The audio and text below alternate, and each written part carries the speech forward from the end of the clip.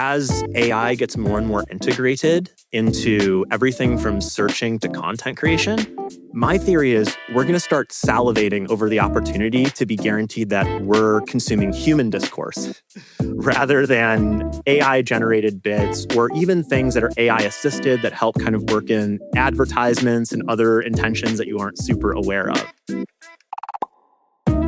Hi, this is John McBride, and you're listening to Open Source Ready, a bi-weekly series where we discuss the evolution of open source software and its impact on the tech landscape.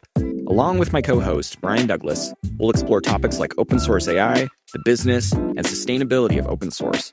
Open Source Ready is brought to you by Heavybit, the leading investor in developer-first startups. For more information, visit heavybit.com. If you're interested in being a guest on this show, or you would like to suggest a topic, find us on x.com/opensourceready. And welcome back to another episode of Open Source Ready. Here again with Brian. As always, how are you doing? I'm doing fantastic. We've got overcast. It's the time of year that San Francisco is basically Seattle. So yeah, enjoying some overcast and sprinkles. And you're about a week in at your new gig at Continue.dev. How's that going?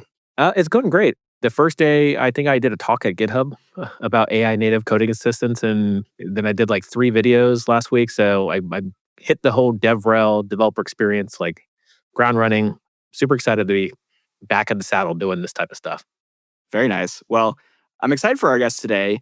This is somebody actually who I would consider a mentor, kind of introduced me personally into the open source ecosystem way back in the day on Kubernetes.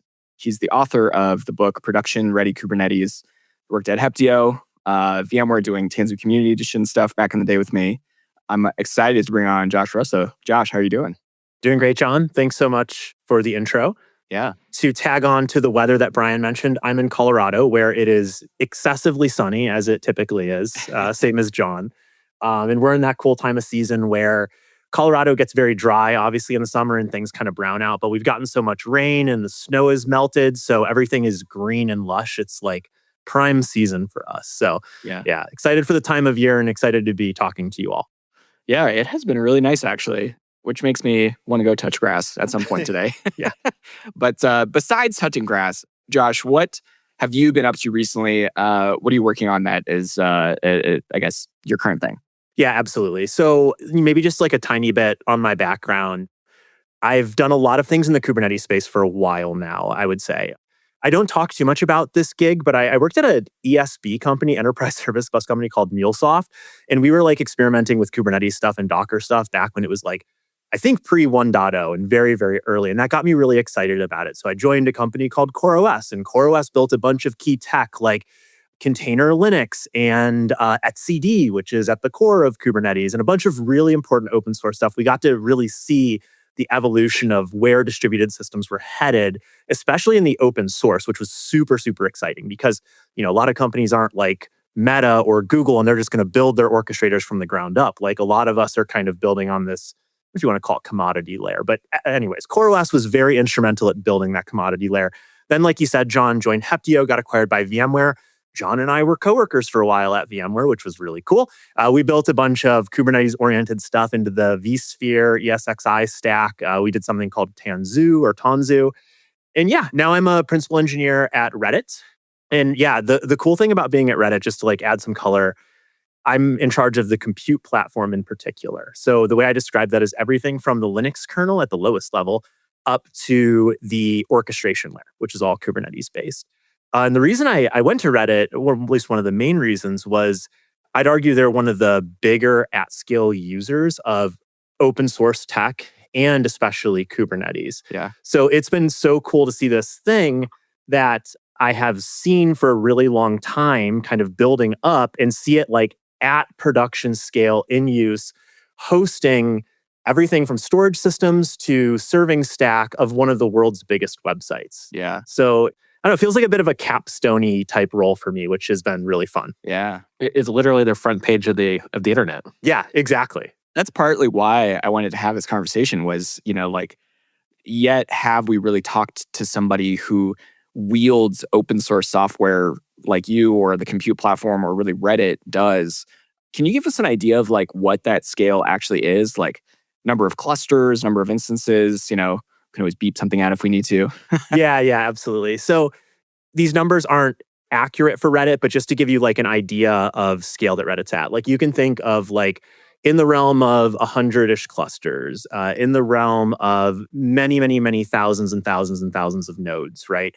And the complexity for our scale is not just like a numbers game, but largely making sure that we're building infrastructure that services the different types of workloads or profiles of workloads that Reddit has. So I think what's like really interesting about the distributed system space are things like what does it mean to run Kafka fully on Kubernetes? And how does that differ from running serving workloads and things that probably are a lot more easy to evict and move around without much notice at all, right? So yeah, the problem space and scale there is really interesting. I would say it's a pretty big scale thing, and then the biggest complexity comes into like the workloads themselves and their life cycle expectations Hmm. in making that work. Interesting. So it's the kind of scale that, I remember us kind of talking about at VMware that some of our customers were going to be using on top of this open source technology. I feel like we have this conversation a lot when we get together and get a beer or something, but like what are what are the challenges that you see in that like open source model? This always comes up in conversations with people, and I've always wanted your take on it, be it around like the business model of open source or the licensing. Reddit, and you have such a unique perspective on like actually utilizing that technology. Like where are the failure modes? Where does it go wrong? Yeah, it's tough. Like John and I both, I think at least coming from Pivotal and VMware, John, like we have both spent a lot of time in the vendor software space around open source, and I actually think that's quite a bit different than the end user space. What I'm getting at here is when you're using open source tech at a certain scale, things inherently will go wrong with that open source tech. And you will get to the tattered edges and end up at these different impasses where you have to say, will I contribute changes upstream? Will I build something new? Will I fork and maintain the thing? And all these options have trade offs, right? Some of them allow you to go really, really wicked fast and solve your business needs, but carry a bunch of technical debt indefinitely. Other ones require you to show up to 27 committee meetings and maybe get the thing changed in 6 years from now, right? And it's really, really tough. And the reason I bring up the vendor versus end user perspective and why that's especially tough is one of the benefits of being in the vendor position I have found is that the business value add to open source involvement and contribution is a lot more clear and easy to justify. So if you're Red Hat and you've built a lot of OpenShift on top of, let's say, something like Cluster API. Well, being involved in that core ecosystem and helping that project move forward is critical to the thing that you're selling your end customer, right? Right. And at Reddit, we have similar problems. We build a lot of stuff on top of Cluster API. We have a whole KubeCon talk about this thing we built called the Achilles framework, which uses Cluster API under the hood. And at the end of the day, we hit tons of issues or limitations with this tech, and it's harder to make the business case for we're going to pull engineers away from business problems to work on this open source tech in their day to day. It's not impossible, and I think Reddit's getting better at it. We're getting more involved in some upstream projects or open source projects, but it truly is a complicated business case to make, at least so far in my experience. Yeah, that is a funny like journey working in the vendor space, shipping cloud products essentially for enterprises and whatever. And then being at AWS, which is very similar. And then Brian and I were at OpenSauce where I kind of flipped that script, shipping a bunch of Kubernetes platforms that essentially were in service of running OpenSauce and some of the AI stuff we had, not so much like contributing it back to then go and sell that cloud product and technology. And even in like quote unquote open source AI and a lot of these things, like we shipped this thing, VLLM, which is a open source inference engine, and like hitting a lot of rough edges on that and being like, I don't have any time to go and contribute that back. I don't know if we have engineering resources to go and like fix these things that maybe are edge cases or we can kind of start to, bubble gum and duct tape around. It's an interesting dichotomy. I mean, where do you try to push Reddit leadership? Like finding a delicate balance or one way or another?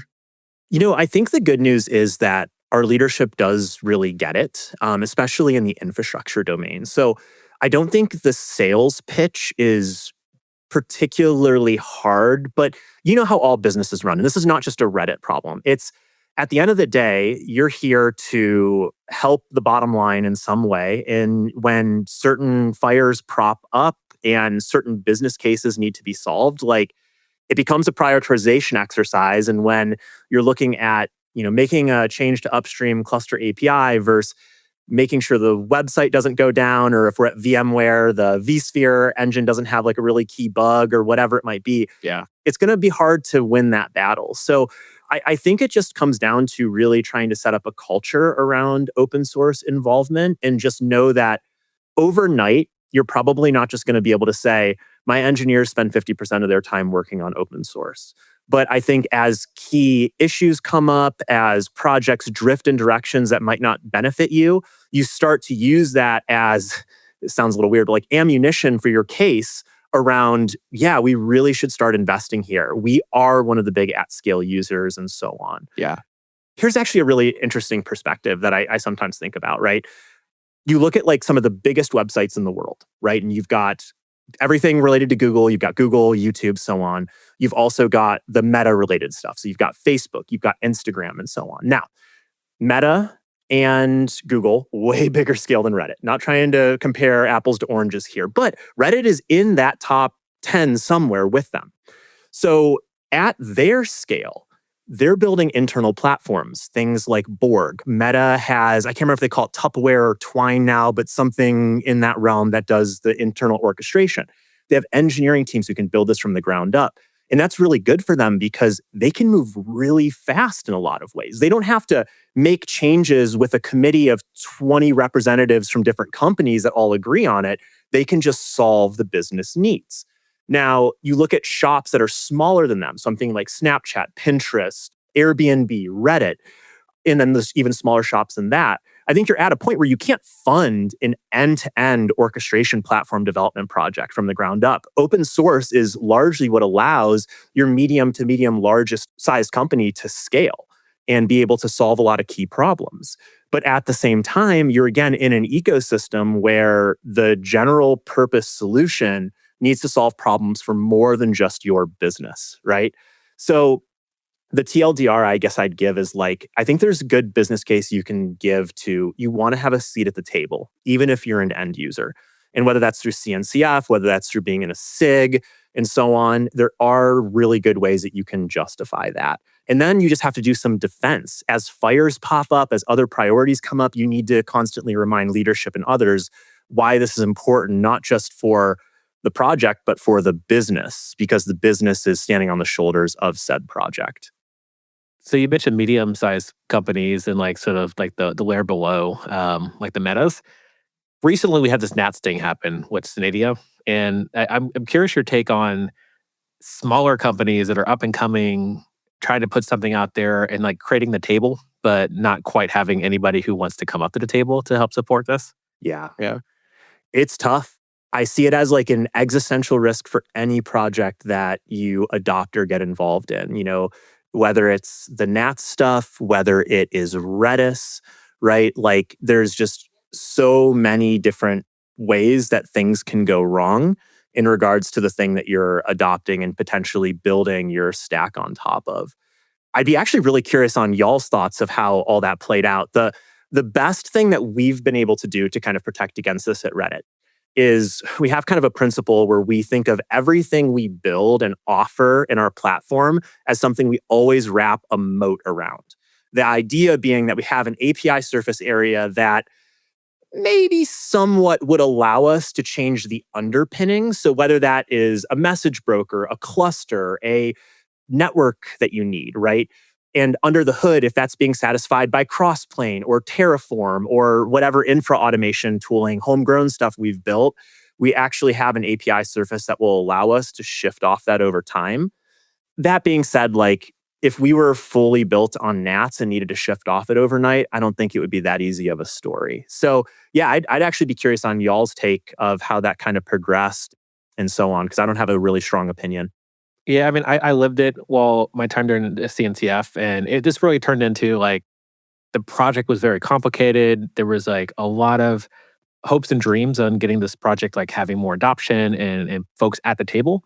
And as it turned out, there wasn't as much of a priority to do that. And then there were also some like closed doors to be able to like invite other people to the room to chat. So where it came to a head, it really came down to like and I think a lot of this is public as well, which the CNCF has done a really good job of trying to push the conversation in public. So hats off to them, but also there's some other stuff that's like questionable. But I guess what I'm getting at is like, I think if there were more of these sort of API layer, the control plane layer inside of NATS, I think we probably could have seen the evolution of the ecosystem, like what we're seeing with Kubernetes. Like I'm not deploying my own clusters. Like I'm using the ClickOps stuff. Like that's like, let's just be real at this point in my career. So like we've gone to a place where I don't have to go drop down to like Linux or Kubernetes. And I think NATS needs a bit of that. So I think hopefully moving forward, there are folks who are now invested in the future of that. And you mentioned XCD. This is another one that is like, I was doing a lot of project health stuff when at the CNCF. And that's a project that's, I'll say it out loud, it's at risk of like not enough people paying attention to it. And like either the industry moves to something else or folks come back to the well and see where all the holes are to start plugging those. Yeah. I think about this sometimes whenever I go to a KubeCon, I'm like, this is huge. This is insane how big this thing is. And like all the stuff that is just kind of congealed around Kubernetes and the cloud native ecosystem, I guess. And then I hear and have started to get involved in like the next wave of some of these open source things like Model Context Protocol. I mentioned VLLM, and people having these conversations around like, do we start a foundation? Like, do we actually go and try to build that table like Nats was trying to do? And I almost just wonder if that model is a little broken, where it's like, we're going to sell courses and certifications. We're going to have a big ass event that tens of thousands of people go to and we sell tickets for, and creates a whole economy of open source that then can go back and support companies supporting the open source work.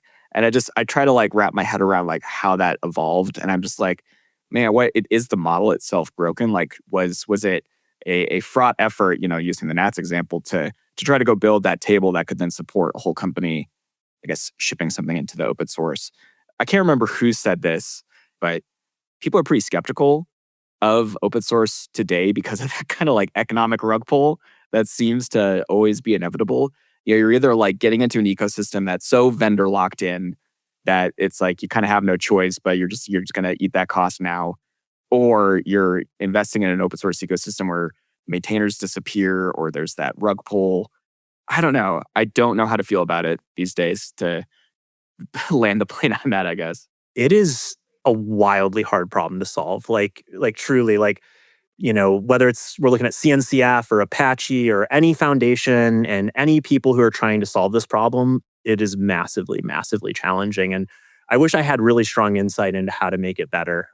But I guess from the pure engineering standpoint and the adoption of it, the best thing I try to keep in mind, especially when, working at Reddit or different shops, is just that I think it was Craig McLuckie who used to say, free as in puppy, not free as in beer, right? And try to really think of open source adoption as a little bit closer to free as in puppy, in that like, you're with this thing. And should the maintainers disappear or the project change its licensing, like, you will be on the hook for finding resolution in that for the sake of your business. And it's tough. Like, I think at the end of the day, like, at least for where we're at today, you just inherit some amount of risk when you adopt some open source tech. And going back to our earlier combo, hopefully you also make that open source tech a little bit better and chip away at it and help the ecosystem. And to your point, Brian, come to the table, right? But if we're being honest, like, all open source adoption has inherent risk with it, especially for the projects that aren't as big as like Kubernetes, right? The sub projects of the ecosystem. So yeah, totally. I think that's incredible perspective. I'm going to use that, free as in puppy, and not as in beer. Because I mean, you adopt this dog, you're going to be taking care of it, right? Exactly. One of the things that we've talked about before over beer and whatnot that I definitely wanted to get your take on, as it seems to be just ever evolving. In our show notes, I linked something, and listeners will have it in our notes. It was this article from fly.io that kind of made the rounds that was titled "You're All Nuts." It was kind of a rant around, somebody who's been in the software ecosystem and building for a long time, their adoption and skepticism, and then an inevitable, I guess, embrace of AI and using AI for software development. And Josh, I've always, again, like I've considered you a mentor, and I'm very curious to your hot takes on AI these days. And, maybe even if you're willing, what Reddit does along AI development and how you enable your developers to use it or not use it. I'm so sorry to disappoint, but I think you're going to find my takes lukewarm rather than hot. If I can actually start by asking you two a quick question, then I promise I won't dodge it and actually give you some of my thoughts. Yeah. The agentic space that's been evolving, MCP, trying to encapsulate, I don't understand it fully, so I want to just ask in terms of things I understand. Is the rough idea for the trajectory of in-editor support basically something similar to LSP? And then LSP can basically go out and talk to models based on the context of where you're at. Is that in the ballpark of where, or maybe you can enlighten me on where my gaps are real quick?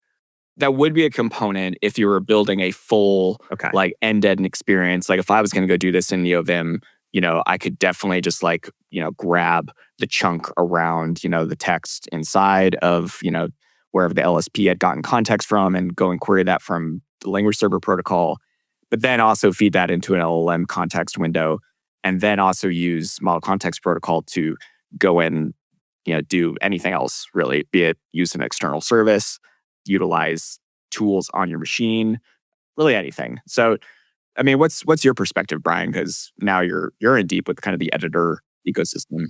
Yeah, I'm in the belly of the beast at this point. So I did a video last week on LinkedIn and a few other places where I kind of walked through the idea of I continue where I work my day job, amplify.dev. The idea is we can amplify developers, not replace them or automate them out of a job. And where I'm thinking in the context where, yes, when you generate Ruby on Rails code, it's going to be awful because a lot of the folks that are training models, it's going to be on React code. It's going to be around Python, maybe if you're lucky, some Go code. So the model is just not really ready for prime time to just hit tab and see everything generate. But the way it works is you have the foundational models, the sort of CodeStroll, or you have the Llama or Sonnet.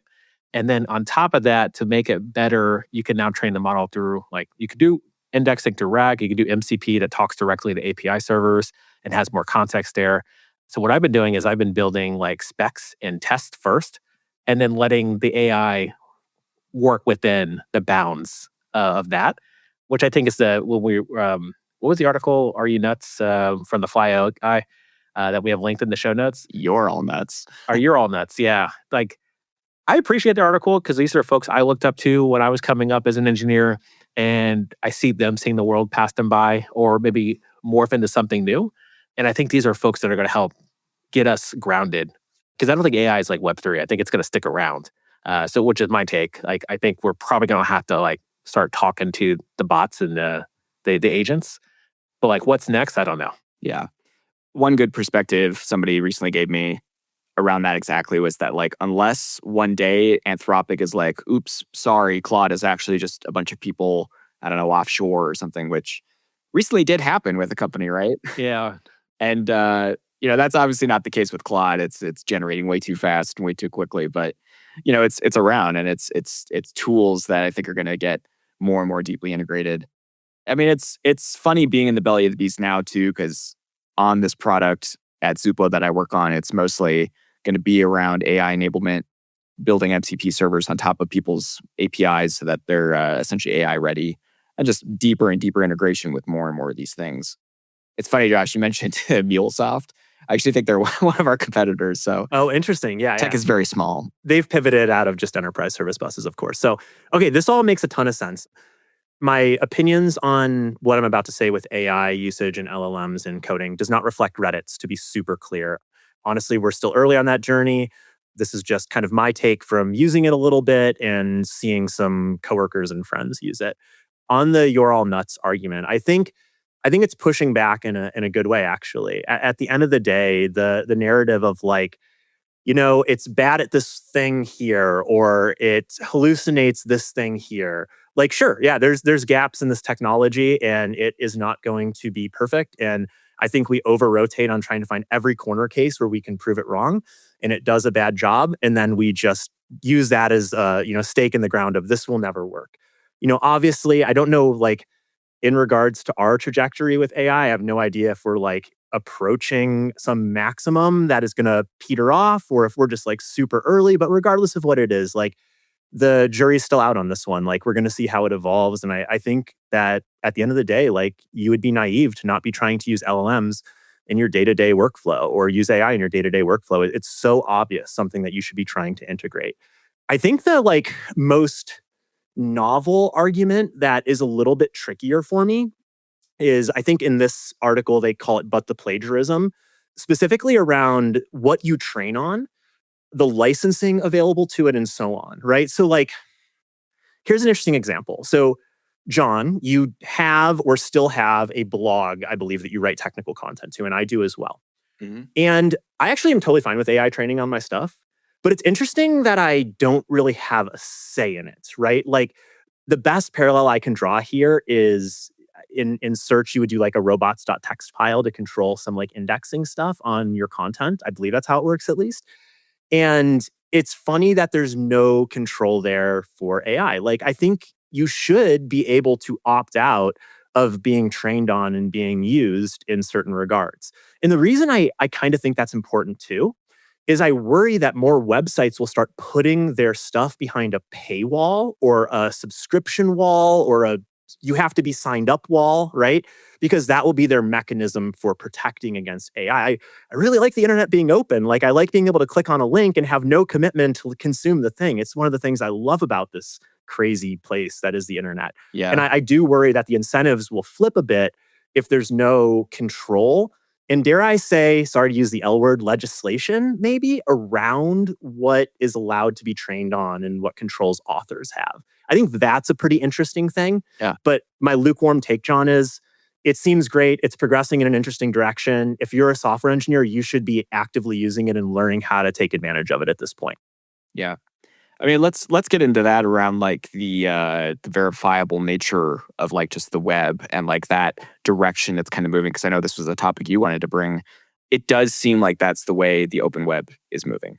Is that things are more, I don't know, you got to accept cookies and banners at the least. You have to sign up, pay for a subscription, etc. You're in a fascinating position at Reddit, obviously a place that has locked down things in the past. Where do you see this going? Like, where's the worst case? Where's the best case? Yeah, and again, this won't represent Reddit's product direction by any means, but just to kind of be clear on my own personal preferences, and I think Reddit does a good job of this, and it's kind of why I love the website and the company. I think that as AI gets more and more integrated into everything from searching to content creation, my theory is we're going to start salivating over the opportunity to be guaranteed that we're consuming human discourse rather than AI-generated bits or even things that are AI-assisted that help kind of work in advertisements and other intentions that you aren't super aware of. An interesting example that I can give you all is I am renovating a basement in my house right now, and I have no idea what I'm doing. I'm an absolute idiot. Like, are you doing it? I'm doing it, yeah, which is a huge mistake, but it's fun, right? So as you go through this, like if you search, I want to know about the benefits of a mini split HVAC system on Google, your first result is no longer an article from somebody. It's an AI summary of a bunch of stuff. And then from there, it's some sponsored ads from there. And then you might actually get into some content, right? So I think the key thing is a lot of times when I'm looking up information about stuff of this shape, I really want to know that it's John and Brian arguing over HVAC trade-offs rather than John and some like arbitrary content that was potentially generated outside of the human mind. Yeah. Well, and this is why so many people would put like, best music from 2008, Reddit in Google. Yeah, because exactly. you would just pop up a great thread about music from 2008, right? Yeah. And the question, I think, also becomes like, if we do head down this path, do we need to really head into a more nuanced take of human verification? Like CAPTCHA is obviously one of the things that we've used for a long time. But I don't know, is CAPTCHA going to withhold all of the like AI progression that I don't know the tech deep enough, but it worries me a little bit that CAPTCHA will be able to hold the line. Yeah, because this world's moving so quick, and I think people are getting responses to all the questions like within weeks and not even months. So I did Google to find out LLMs.txt exist. I think only just started getting adoption in February of this year. So like we're on the cutting edge of this world right now. I don't know how many of these LLMs respect that, so I can't speak on that. I haven't got that far into research, but I did actually chat with there's a YC company that I think is like either currently in YC or maybe it was the last batch that like we all know SEO and like you can write the sort of like, hey, Reddit versus Dig. Like, tell me what are the pros and cons, and then it's going to show up and like Dig's going to be number one, and then sell. But I guess what I'm getting at is like there's these like standard SEO articles you write so that we show up at the top. There are now standard articles that you write that are like listicles of like top coding assistants. Here's the list. And those are written to be trained inside of LLMs to be sort of crawled and captured by Perplexity or whatever Gemini thing that they're doing now in Google. So like the world is shifting very quickly on us. Yeah. The LLM tech.txt thing is really interesting. Yeah, I had no idea that that was the direction it was progressing. That's really cool. Yeah, and Cloudflare has a feature as well that I should probably mention that you could also, if you wanted to block your blog from being ingested into LLMs, there's a feature for that. I haven't used it, but it was something they shipped last November. That's really cool. Another interesting thought, and if you can't tell, my like thinking on this has not gotten too deep. It's mostly just of like, how do I like to consume the internet, and what will I miss if AI takes over a large portion of content creation and discovery, right? Another interesting thing on the flip side is, as we get smarter about human verification, like a really maybe obvious approach that could take is some type of like biometric type physical verification. But Yeah. one of the beauties of the internet, at least in sites like Reddit and other sites, is the ability to be anonymous as well. So that opens up a really interesting can of worms of like, sure, I can verify John's a human at a physical human level, at least I think. But, that does come with like a really big trade-off around privacy and other related concerns. So it's going to be a really interesting thing to see evolve. There was something I heard about last time I was in San Francisco a couple weeks ago that I just thought was so silly, but it's kind of in this realm of like human verification that you're talking about. It's a Sam Altman company. It's a Sam Altman from OpenAI and Y Combinator. It's called WorldCoin, and it's a cryptocurrency. It's a blockchain. But what you do to go get, I guess, a wallet, or I'm not a crypto person, but essentially you go and get your retina scanned at one of these like kiosk things around the world somewhere, and then that gives you some kind of verification on their blockchain that like, yes, your retina's been scanned, you're a human. You can then go do stuff with WorldCoin, on Web3 or whatever, and that would be sort of the chain of trust starting at your retina scan. And in theory, people's retina scans are so unique that it would create that hash that would be, verifiable 10, 15, 20 years from now if I needed like to rebuild my wallet, I guess. I don't know. I'm not exactly sure how this would work. It sounds so complicated to build that verifiable chain of trust of humanity. And if Sam Altman's thinking about this, then clearly it's something, that could be a problem going into the future that needs to be solved, right? Yeah, it's super interesting. And I'd ask the same question too, is like, is there any way to achieve being anonymous still in a model of that shape, right? And honestly, like some people don't want to be anonymous. Like some people probably want things to be tied to their identity as a human and relate to them and so on. But, I think we should keep in mind that a lot of people have benefited from, sharing life experiences and being in, quote unquote, safe spaces that they can like talk to other people pretty openly about things they're experiencing on the internet because they were under the banner of being anonymous, right? And I think that's really important to a lot of people who utilize the internet. And I'm curious if we head down this path, will there be any way to maintain that option at least in cases that it is desirable, right? Yeah. Well, I mean, even tying this back into the open source ecosystem and community, like this was kind of a core tenet for a long time, right? In like the 80s and 90s. And sure, people could, have their, I guess, GPG keys that get verified by your Git commits and stuff. But more or less, you weren't really sure who was who inside of a Git commit log. Maybe that's very different now where people's GitHubs are closely, tied to their real identities. Maybe you even have, I don't know, like other chains of trust that you got together with a bunch of people to sign keys together. This was actually a problem space Brian and I were thinking about at OpenSauce, because we already were seeing that it's just like, man, like, how do you know that, Jia Tan isn't some North Korean threat actor trying to hack XZ and SSH, right? Like, who is Jiatan actually? How can we like actually verify in that chain of trust who this person is, let alone that they're a threat actor or where they're from, but that they're a bot or that, this was Cursor committing this into the repo or something, right?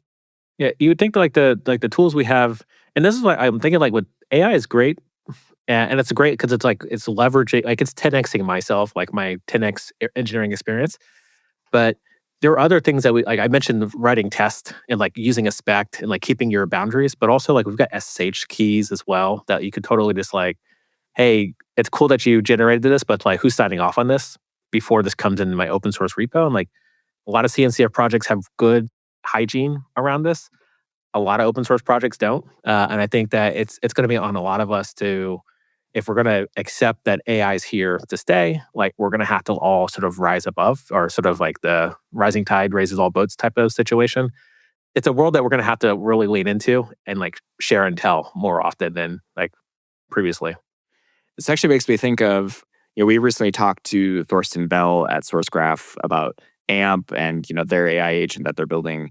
And I forget who this is, but one of his coworkers at SourceGraph has been running AMP with like hundreds of sub-agents trying to build a compiler. I don't know exactly for what, but I see this pop up every once in a while online and just letting it run for weeks, basically. Just seeing like where we'll get on like a really difficult problem space with basically unfettered access to, like committing into the log, to running tests, to using compute, to like spinning off other sub-agents. Like that whole space is very interesting. I'm curious where it'll get. But I mean, some of these things that maybe I feel like I have that expertise in is when it starts to hurt. And that, maybe landing the plane on like, you're all crazy. And that article from Fly, that's I think where it kind of, stung for a lot of people, where it was this person saying like, you should try to adopt. And like you were saying, Josh, utilize some of these things. It ends up being very personal, right? Absolutely. Less on the personal side and more on the technical side of like this agent thing that SourceGraph is trying out. I think an interesting thing is we're really focused right now, at least it seems like, on like the actual development of code side. And I'm actually a little bit more interested in where LLMs will find their place at the runtime level. So like here's an interesting parallel. I don't want LLMs replacing all of the code in a Boeing jet anytime soon that I'm flying on. However, we are seeing LLMs replace, at least as I understand it, large swaths of C++ code and things like fully self-driving vehicles. I think Tesla has bragged about doing this and stuff like that, right? So the interesting thing is like over time you train, you gain information, and you potentially replace code bases because the model can help make really informed, capable decisions. Well, at the runtime level in these distributed systems, we're making really interesting decisions all the time. Where are LLMs going to be in terms of making scheduling decisions? Like one of the things that my team spends tons of time on is making nuanced eviction, auto scaling, and bin packing decisions. Because at the end of the day, like us packing stuff efficiently is many millions of dollars on the table, right? So to wrap it in a bow, like I do really wonder as we progress and we train models more, like what are chunks of runtime level code in my world in distributed systems that we might actually delegate complex decisions to LLMs and just replace some of our code wholesale. That's a really exciting, I think, fun thing to experiment with. Yeah, that is fascinating. I've had the same thoughts around like, nuanced decisions that an LLM could make by just like consuming a bunch of stuff from tool calls that it makes on a platform, maybe a scheduling or bin packing decision, or even something simple as like, oh, I see there's new requests coming in. Maybe I should like, I don't know, start scaling things up just a little bit, see how that goes, see where requests continue to pile in. Yeah. It's an interesting space. Yeah. Well, with that being said, Josh, I wanted to ask you if you are ready for reads. Yes. Reads. I could jump in, John, and mention my read. I was sitting in a talk with Justin Bowen, who's currently working on, and in the Rails framework, they've got these like active mailer, active record. So he's working on active agents. And so it's like a separate Ruby gem that's not quite integrated to the big monolith. But it was cool to kind of see what the Rails community is doing. And he brought this one paper, which is about agent-oriented programming. And I was like, oh, what a great thing for him to create. Turns out he didn't. It was like a 90s paper out of Stanford from, is it Yav Shelham? And it's an interesting paper that's actually it has actually instigated a lot of this AGI stuff that we're sort of seeing and folks attempting to do agentic programming, but also agentic framework type stuff, which I thought was really interesting because I don't have a CS degree. I sort of catch up. I sort of like pivoted my career into writing code full time. So I love when I find stuff like this that's like influence the stuff we're doing today to kind of catch up. So it's agent oriented programming, so similar to object oriented programming. And the idea is like object oriented programming of like these dumb objects that have like classes and attributes. And with agent, it actually has the sort of framework of reasoning, which is not meant to always be autonomous. So if anybody's read the books like iRobot and who's the guy? Isaac Asimov. Asimov. Yeah. So like yeah, basically this sort of the rules of robots and bots, it all falls within that sort of confines and that framework. So, and this is actually a really good paper if you think about it, because like, can I go automate or have an agent to go book me a flight and have my entire vacation set up with like what to do next? That agent has really just had the confines of like, oh, cool, you're probably going to do a United flight because you're flying out of San Francisco and you're probably going to want to sleep somewhere. So like, here's a bed and it's king because you're over 6 feet. So there's different parameters that you put into place that make it look like it's magic. But it kind of if you read the paper, none of this that we're doing is magic. It's just really clever programming. Yeah. It's so fascinating to me. This was the 90s and they were already thinking about some of these things. And even the deeper history of like neural networks and machine learning, like there was that whole AI winter when they just assumed that things that we're doing today, like transformers and neural networks and some of the underlying algorithms and things, just assumed it wasn't going to be possible until people went and made those breakthroughs. And then like, in the early 2000s, it was like, all you need is, oh gosh, what is that paper from Google? All you need is context, or all you need is, well, I'm forgetting what it's called, but revolutionary. It created transformers, and now we have GPTs, and now we have LLMs. And that, in theory, was something that we could have tackled like 10, 15 years ago, in theory. I saw another really fascinating talk. I have to pull it up somewhere or go search the internet for it, but it was something somebody at Microsoft was talking about how they quantized a small LLM down to like 1 or 2 bits. So it was very, very small, like basically a one or the other switch LLM, which aren't very efficient, but get you some of the way there. Very similar to like a 1 billion parameter model or one that's been quantized down to 4 bits. Very small. And they got it to run in a Windows 98 virtual machine, which tells them basically that there was no real technological, at least on the software side, that was preventing this, way back when we were running, Windows and Windows 95 and 98. But a long thought around, just the history of this is fascinating. Yeah. All right. Well, I will give some reads here. So I have 3, even though I didn't really put them in the show notes. The first one, and astute listeners will know I've mentioned this before, Josh gave a great talk at a KubeCon a couple years ago about deploying Nix Kubernetes. And essentially it was how he goes about building Kubernetes systems. I think on your home lab, was this Hell or Hades or Hades? Yeah. Yeah. Named after the video game. Oh, okay. So not your personal hell. No, although it could be. Josh, why don't you give us a real quick, not to put you on the spot, but I'd love a real quick overview of what this talk was and how you think about it even today. Yeah, I mean, at the end of the day, reproducibility in infrastructure is a really important thing to be able to achieve. And it is an amazing ideal to be able to say that I can link everything from the sources state all the way to the end artifact and be able to rebuild that down the chain all the way.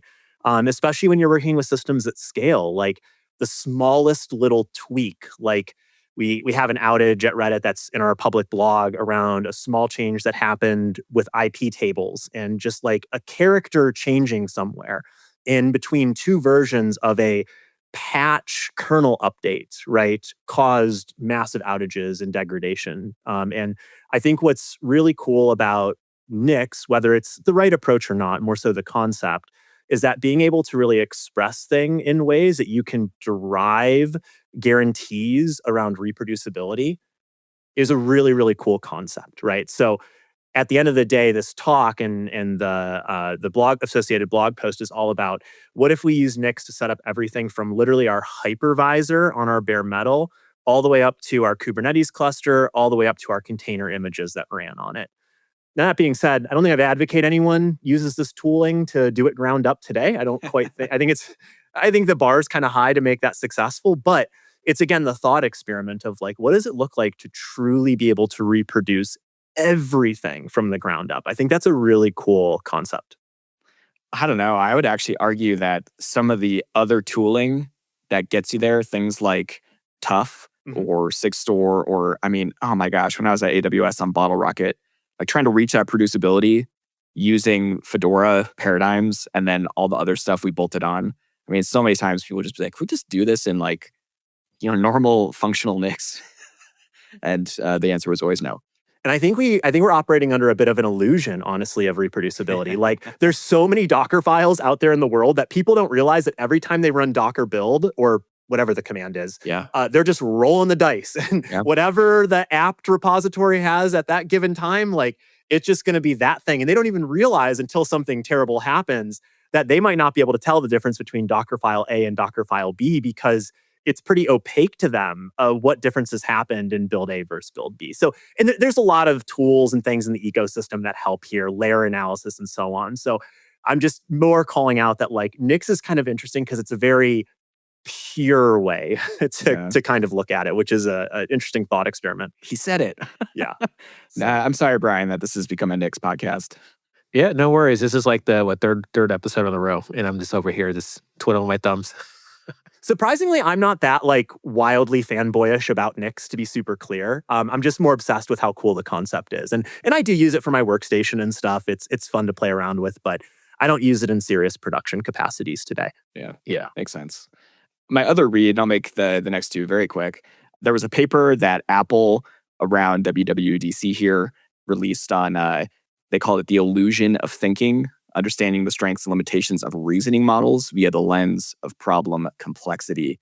And I just thought this thing was so fascinating. Like, obviously don't understand a ton of the math and the PhD level of going on in here, but they basically like had a bunch of these games, like the Towers of Hanai and, various complexities they could measure around these little games that could get reasoning models to play.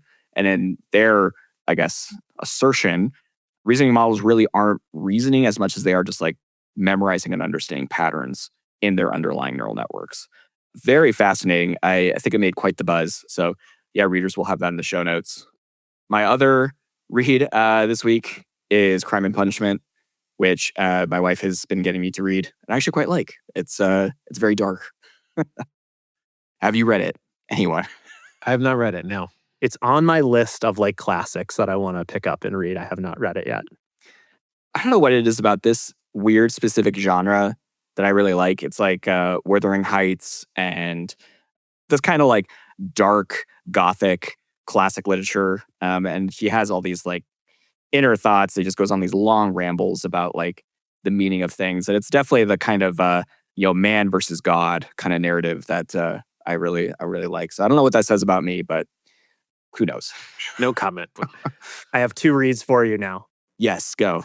All right. So I pulled them off my bookshelf live since you all were talking about like great books and literature that you've read. So there's two books that I really, really enjoy. And if you haven't checked them out and you work in like, especially like coding in Go and the distributed system space, I think they're both really good. Number one is I got a copy of Communicating Sequential Processes off of Amazon a couple years ago. And this book is so awesome. It is largely, as far as I understand it, inspired the concept of Go routines and channels in the Go programming language. Oh. And even if you're not a math nerd, like it has like equations and stuff, but nothing that's not over too complex to be approachable for someone with a little bit less of a math background. Yeah. So Communicating Sequential Processes is my first one. And then my other one, I think I maybe recommended this book to you at some point, John, A Philosophy of Software Design. Oh, yeah. John Ousterhout, probably saying it wrong. Really good book. I think you can tell John spent a little bit of time drinking the Go Kool-Aid, but if you're like, newer to programming, or even if you've been programming for a while, I think it's a very pragmatic approach and set of ideals around what it means to design software. Yeah. So those are my two. Amazing. I'm definitely going to check that out. I love a good philosophical software book. Yeah. But Josh, I want to let you go. I know you're short on time. Thank you so much for spending this time with us. And remember, listeners, stay ready. That's all we have time for today. If you're interested in being a guest on this show, or you would like to suggest a topic, find us on x.com/opensourceready. This show is brought to you by Heavybit, the leading investor in developer-first startups. To learn more about Heavybit, visit heavybit.com.